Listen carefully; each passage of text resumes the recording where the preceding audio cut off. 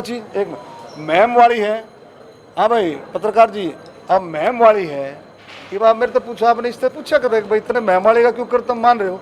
या तो ये बता दो 2014 से 19 तक, 2014 तक सरकार में थे, 14 से 19 तक सांसद था कि नहीं था?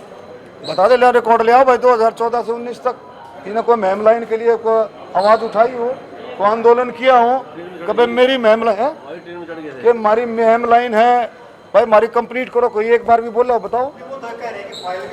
ए भगवान, ढूंढ के वो तो करो झूठा एक नंबर का, उसी को बात मत माना करो खोकर साहब, एक बात ही मत माना करो, अड़क जाओगे। एक बात मत मानो, झूठा एक नंबर का, समझो हकीकत है। अब एक नहीं मैं बता रहा हूँ ना, अगर वो लाइन का वो कर ढूंढ के फाइल हमने दी, फाइल उन्होंने ढूंढ के दी, फाइल तो मनोहर लाल खट्टर जी ने ढूंढवाई करे, वो मैम वाली लाइन थी। जब ये गए मैम वाले लोग, वहाँ फाइल कहाँ है?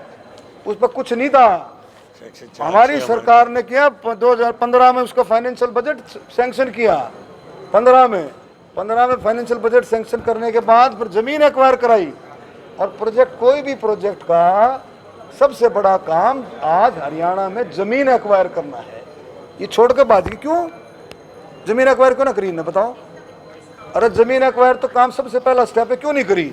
कि लोगों को इनके ऊपर विश्वास ही नहीं कि जमीन एक्वायर करेंगे तो कुछ ना कुछ गल्लू गारा जरूर होगा। अब यहाँ देखो इन कितने इलाके में जो है किसके इसमें आप देखेंगे आपका बोर की जमीन, और दूसरी कौन सी थी उठा था? गढ़ी बलियाना, कितनी जमीनें इन्हें एक्वायर करके और इन्होंने किस तरह से ऊपर बढ़ा करके जमीनें दी। तो इसलिए इन्होंने वो दस्खत कर दिए, चुप बैठ के भाई जमीन एक्वायर तो मर तो होगी नहीं, तो क्या का प्रोजेक्ट है। नंबर 2, जमीन एक्वायर किसने करी? हमारी सरकार ने। पैसा सैंक्शन किया हमारी सरकार ने, 890 करोड़ रुपया, लगभग 900 करोड़ रुपए लगा करके हमने इस परियोजना को पूरा कराया। जब परियोजना पूरी होगी, जब उछलते अंडे और कूद के ट्रेन में बैठ गए, हम भी हैं भाई। अरे तारा के काम भाई, उस ट्रेन में बता, तुम मोदी वाले ट्रेन में जा बैठे भाई, हमारा भी भाई नाम ऐड करो इसमें, बोलो। जब सुनो आगे, जो लोगों ने ये कहा, जब ट्रेन में बैठे लोगों ने पकड़े, बोला जी 2-3 स्टेशन नहीं है, 2-3 स्टेशन नहीं है। मतलब कौन से स्टेशन थे? बहु अकबरपुर, खरखड़ा, बड़म्बा, सुन लो, ये स्टेशन नहीं है। लोगों ने करे ना, पकड़े ना, तो बोला भाई इब्बत सरकार नहीं है, इब्बत सरकार नहीं, तो हमारी सरकार आओगी तो थरे स्टॉपेज करा दूंगा, समझिए। जो थारी सरकार है नहीं, थारा फिर इस प्रोजेक्ट में क्या हिस्सा है? नंबर 1, जब मुझे पता लगा कि अभी लोगों की मांग है, स्टेशन नहीं है, छूट गए, 24 घंटे में स्टेशन करा करके दे दिए, 24 घंटे में ट्रेन टकाटक वहाँ रुकने लगी, पूछो जा करके। और रेलवे स्टेशन जो 29 करोड़ रुपए दे रहा है, 29 करोड़ का स्टेशन का देखो निर्माण वर्ल्ड क्लास होने लग रहा है। रोहतक का, भादरगढ़ का 25 करोड़, कोसली का भी करा दिया, 14 करोड़ रुपए कोसली का, गदगद हो रहे हैं लोग। तो सारी चीज़ें ये हैं, और भी बहुत सारी चीज़ें हैं।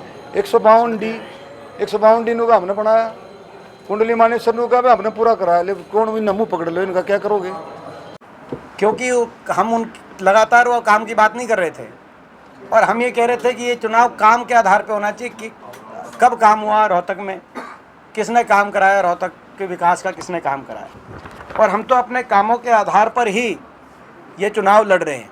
ये पैम्फलेट आप तक पहुंचा कि नहीं पहुंचा, इस पैम्फलेट में हमने दिखा हुआ है रोहतक लोकसभा में हमारे काम बनाम वर्तमान भाजपा सांसद के काम, और ये हम आप तक पहुंचा देंगे। मैं उदाहरण देना चाहता हूं, हम अपने काम के आधार पर चुनाव लड़ रहे हैं। जब हमारी सरकार थी तो 18 राष्ट्रीय स्तर के शिक्षा के संस्थान रोहतक में आए।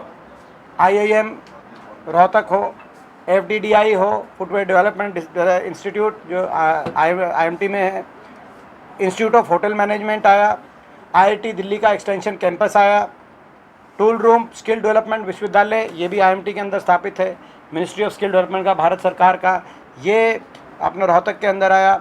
State university of visual and performing arts जिसका जो है अपना जो सुपवा ये हमारे समय स्थापित हुई, दादा लक्ष्मीचंद के नाम जिसका दिया गया।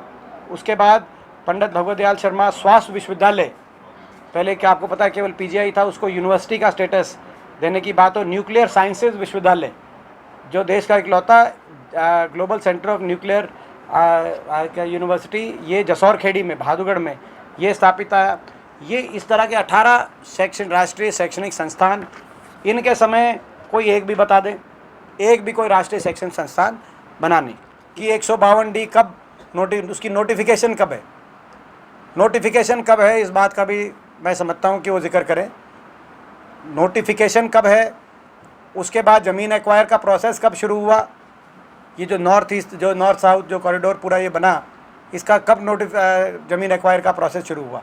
और उसके बाद हाँ, ये कहीं कोई जो है प्रोजेक्ट के अंदर कहीं अगर टेंडर हो गया हो, नोटिफिकेशन हो गया हो, ज़मीन एक्वायर हो गई हो, तो उसकी प्रक्रिया आगे बढ़ाने का काम, ये मैं ज़रूर कहना चाहता हूँ कि भाई उसको जाके इन्होंने रुकवाया नहीं कि ये पिछली सरकार की नोटिफिकेशन है और पिछली सरकार में ज़मीन एक्वायर हो गई, इसका काम रोक दो, ये उन्होंने रुकवाया नहीं। क्योंकि कई जगह तो ये भी रुकवाया, आपने देखा रोहतक का रेलवे बाईपास, तो यहाँ के जो है अपना स्थानीय भाजपा के नेताओं ने रेलवे बाईपास है तो काम ही रुकवा दिया और उसकी रूपरेखा बदल के अंदर से ले गए।